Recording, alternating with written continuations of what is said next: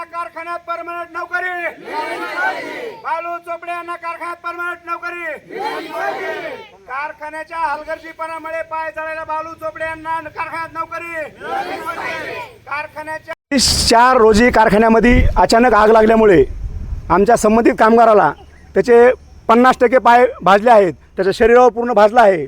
तरी आज तब्बल 1 महिना झालं कारखाना प्रशासनाने कुठल्याही प्रकारची दखल घेतली नाही. व ह्या कारखान्याचे आमचे माजलगाव मतदारसंघाचे आमदार साहेब आहेत, यांनी सुद्धा आतापर्यंत त्या मजुराला फोन करून विचारलं नाही किंवा त्याच्या घरी भेट दिली नाही. मग ह्यांना एवढा मगरूरपणा का? यासाठी आम्ही कामगार संघटनेच्या वतीनं आता कारखान्याला निवेदन दिलं आहे की ह्या मजुराला आता कुठलंही काम करता येत नाही, ह्याला परमनंट ऑर्डर देऊन तुम्ही शिपाई म्हणून घ्या, वॉचमॅन म्हणून घ्या, ह्याला परमनंट ऑर्डर द्या, इथं बसून त्याला पगार द्या, अन्यथा त्याला बाहेर कुठेतरी धंदा करता यावा यासाठी 15 लाख रुपयाचा कारखाना कॅश चेक द्या.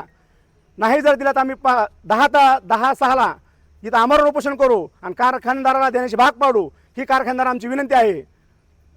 आम्ही लोकनेते सुंदररावजी सोळंके सहकारी साखर कारखान्यावर आंदोलन केलं आहे.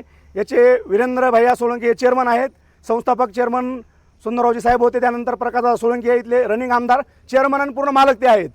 माझी त्यांना एकच विनंती, दादा महाराष्ट्रामध्ये तुमचं कुठचं नाव निघालं पाहिजे, असं काहीतरी करा. आज तुमचे 90% कर्मचारी तुम्हाला शिवाय देतात, त्यांच्या 6 महिने झालं पगारी नाहीत.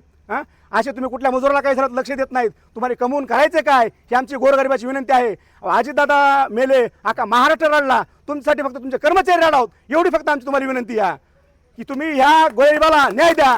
हे न्याय दिल्याच्या नंतर तुमच्या ह्या गरिबाच्या घोड्यात तुमच्या आयुष्याच्या नंतर पाठीमागं ह्यांच्या डोळ्याला अश्रू आले पाहिजे, दादा चांगला माणूस होता आणि दादाने आमचं चांगलं केलं म्हणून.